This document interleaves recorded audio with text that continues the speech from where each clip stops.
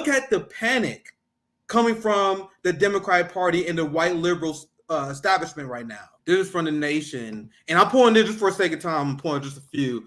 Just seeing a ton of these op articles. I've seen white liberals call Dr. Cornel West, the guy who implemented and established critical race theory. He's now a white supremacist, right-wing enabler now. You have people calling him a right-winger because he was on Russell Brand. Jesus Christ, The Nation website's horrible. Horrible. Let me see if I zoom out just so I can see the headline. Horrible. But anyway, this is the headline. Cornel West should not be running for president. He doesn't see a third party playing a spoiler role to Democrats as bad. That's inevitable. And now this is Democrats melting down because they know that he's gonna be a problem. He's gonna be he's the big name we've been waiting for that can peel votes away from the two-party duopoly. And you also have I want to see if I can find this mirror. This is the infamous, I should say, CIA account that was, and this person is ran, but this account is definitely ran by the CIA, ran by the Democratic Party. But because it ran by the Democratic Party, you can tell what the Democratic Party feels about the upcoming Dr. Cornel West race. This is how they're trying to smear him already. Look, this is the Democrat account. Cornel West went on neo-Nazi leader Gavin McInnes show twice in 2019 for $5,000 each time. So the party that funds Nazis and supports Nazis in Ukraine are now trying to tie Dr. Cornel West as part of the Red-Brown Alliance. Guys, the general election hasn't even started yet. Wait till after the primary. Wait till the general election really fucking starts and they start needing every goddamn percentage. More black celebrities start endorsing Dr. Cornel West. They're already trying to tie Dr. Cornel West to the Red-Brown Alliance. So I obviously said that only Dr. Cornel West had a conversation with these Nazis you would approve. You guys see this panic by the white liberal class because this is an opportunity for us to movement build. Now, I'm going to have Dr. Cornel West on possibly next week, maybe 2 weeks. His wife reached out to us. They saw our breakdown when we criticized the People's Party. They saw the video. They reached out. So they're going to be on the show next week. So what I want to ask them is what the plan for movement building? Because me personally, one of the reasons why I'm excited is that, as I said before, I don't put too much stock into electoral politics. But what are you talking about? You talking about someone running for president right now? Why you guys think I say I don't regret campaigning for Bernie Sanders, even though I hate Bernie Sanders? You guys know how many people I converted to socialism? I did it under false pretexts, apparently, because I was telling them that Bernie was a socialist, but he wasn't. But they still became a socialist. Bernie being a disappointment had nothing.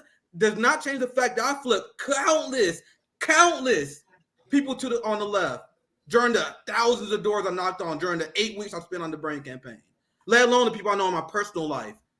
Now imagine that with someone that actually not a piece of shit like Bernie Sanders. That's someone who's actually running outside the Democratic Party. That's what I'm interested in. When people say Dr. Cornel West, you won't get ballot access because he's part of the People Party. Dr. Cornel West won't do it. I'm like, I don't give a fuck. You guys talking about voting? Don't give a fuck about the voting part. Could not give a shit. So when people say People Party don't got ballot access, I don't care about the voting part. I don't care about the movement building, the narrative that we need to build. Now that ballot access and stuff would be nice, we need to build a movement, right? But that's what I'm most interested in. That's what I'm asking about. What's the long-term strategy? I don't need you to come out here and bullshit us and you say that you're gonna win. I'm gonna do the impossible and win. Now I need you to tell me what's the long-term strategy in this shit of this motherfucker, right? And I personally, and this is my personal belief, I can't influence everyone. I'm not tied to leaders. I have a lot of respect for Dr. Cornel West. I had him on multiple times on my show. He wrote a Substack article. He follows me on Twitter. But there's no leaders here for me. There's zero leaders here for me. We can take advantage of this election in order to grow our movement, but I'm not looking to him as a leader. He's a means to the end. And that's my mindset moving forward. Let's listen to what Ajamu Baraka says as a short clip where he talks about the candidacy of Cornel West. Well, I believe in expanding democracy, even though we have a bourgeois democracy in the U.S. The only way that one can help to develop the kind of pro-democratic movement that we need is to take advantage of what already exists. So, Cornel attempting to develop this party and running, I can't be opposed to that because I know the kinds of issues that he will in fact raise. He will raise the issues of peace. Um, he will raise issues related to the continued grinding poverty we have in this country. And so, his voice and the issues he will raise, I think, can be a positive contribution to the national discourse that we have to have. Some people criticize him for not running as a Democrat, and that seems to be they don't understand Cornell's politics in terms of where he believes the country is and the complete capture of the Democratic Party by the neoliberal right finance capital. And so the only way, and we all see, we've been talking about the constrained spaces we have now for democratic discourse. So the only way you deal with that is to try to open it up so that we can try to expand it again a little bit and try to maintain it for as long as we can, because many of us believe, I believe, that the cutting edge of fascism in the U.S. is not just the Trumpians and those elements, as dangerous as they are. To me, the cutting edge of a particular kind of U.S. fascism is, in fact, the elements that control the Democratic Party, the neoliberal elements that control the Democrat Party. They are the ones that are developing a particular kind of fascism that people don't even seem to be able to recognize. So I think having Cornel as part of that discourse, part of that conversation, I think will be helpful. I'm not going to endorse anybody yet. I mean, I want to see a vigorous sort of debate. I think the electoral process is one in which radicals can contest if you have no illusions about its limitations, because what we're trying to do is get access to the public. So, and to raise the level of visibility on certain issues, to raise and transform consciousness, leading to a more effective organization and opposition. So that's why, and so I have no illusions beyond. I have no faith beyond that in this limited thing that they call democracy in the United States. The politics in the U.S. is even more corrupt than I thought. That the Democrat Party is a gangster party, because they are the ones that led the fight against us. They then turned around and led the fight to undermine the Harry Hawkins campaign in 2020, including getting Hawkins thrown off the ballot in a few states. That these people are not committed to democracy at all, that they are moral hypocrites. And that basically, if you're not prepared to get into this thing and fight and have to get down in the mud with some of these folks, then don't even play with it. And I'm gonna go ahead and just open it up. We all heard there's a lot in there, and I'll just kind of let everybody chime in on whatever part you want. So whoever wants to kind of chime in and give your reaction. Yeah, I guess I'll go first. I very much agree with them on having to run outside the duopoly because, we first of all got to destroy the duopoly.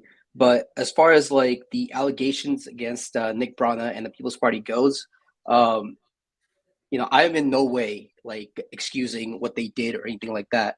But the way I see it, every organization is going to have some skeleton in their closet or whatever, because at the end of the day, these parties are private companies. They are, at the end of the day, corporations that have to meet a bottom line. So if you look deep, if you dig deep enough, you will find some skeleton or another in their closet. The way I see it right now, the duopoly will just say, hey, there's a third party that's running. They're a threat to us. Go look into them and find some skeleton in the closet and run with it. So no matter what party Cornel West ran as, whether or not he ran as a Green or a PLS or People's Party, whatever, they'll try to find some way or another to smear him. So the problem with him running as a People's Party, despite all the allegations, I don't think is an avoidable problem at the if you're running outside a duopoly, because if you challenge the duopoly, you are going to be smeared one way or the other. And maybe a lot of those accusations might be true, like there are credible accusations against Nick Brana and against the hierarchy of the People's Party. But, this can be said about like any corporate organization, I think. So this, I think, was a problem that's unavoidable. So the fact that he's running as a People's Party candidate, it is what it is. We made our bed. We got to go with it because this was a problem that we can't avoid no matter what party we were under. That's just my opinion, but I could be wrong. I'm open to being wrong, but that's just how I feel about that. I think it's interesting too that all these white social democratic leftists like Kyle Kulinski, when they were making these accusations against Bernie and Bernie's campaign and taking bad eggs within the Bernie campaign and trying to say that's the whole movement, he was digging in his heels and saying, no, Bernie could do no wrong. But then when Cornel West runs, Kyle Kulinski saying, well, what about, trying to associate him with Nick Brana and all these allegations. And I agree with you. Maybe Nick Brana should sit down. I like what was said before the show, that are we going to allow, one guy to ruin this moment for all of us? Like, if the allegations are credible and he's detracting the organization, he should make that move and step down. I don't claim to know about it, but like you said, there's going to be bad stuff that goes on in any campaign. And if you're an anti-establishment campaign, the corporate media is going to take that and run with it and try and make it seem like everybody in your movement is, a terrible person. So yeah, I think it is largely unavoidable. Let me interject this part because Professor Anthony and I have done several streams together on the topic of the sexual allegation.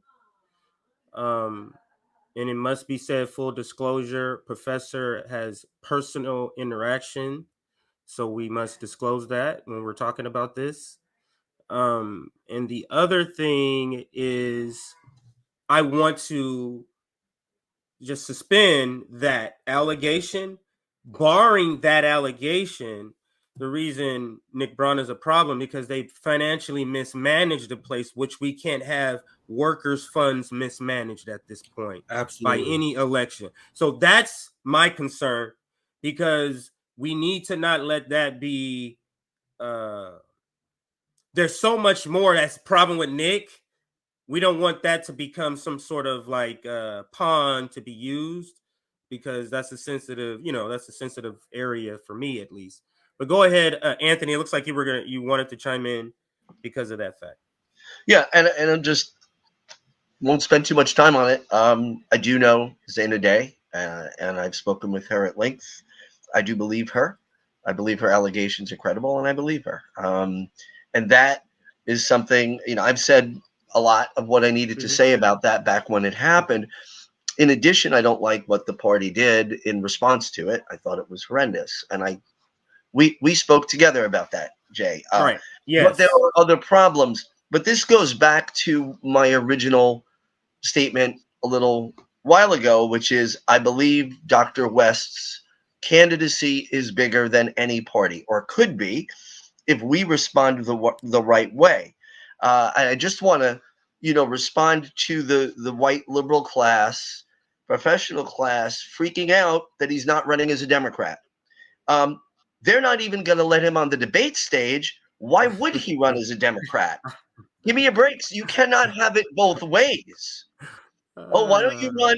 Why don't you run as a Democrat so you can be roundly ignored by the media, not allowed on the debate stage? And by the way, we're going to nominate Biden anyway. I trust that the scholar known as Brother West has thought long and hard about this and has been deliberate in his choice to not run as a Democrat. And what we're seeing is the white power structure through the media and through political pundits yet again. And again, as a white person with privilege, please push back if I'm saying the wrong thing. Yet again, telling Black Americans to stay in their place. Know your place. Your place is to be quiet, to support us. We have your best interests at heart. That is a colonial mentality. That is a white supremacist mentality. That is why Black people in this country continue to have a lower life expectancy, to own less property, to make less money, to more likely to be incarcerated, to more likely to be homeless, on and on, to more likely to be victims of police violence. We can go on and on. This has been, it's not like this is all new. So I trust Cornel West's decision, and I will just continue to say The candidacy is bigger than a party. This is a platform, if we choose to respond the right way, that could be a spark for a significant shift in the way people, especially marginalized groups, view their relationship with themselves, their government, and their society. That's what's before us.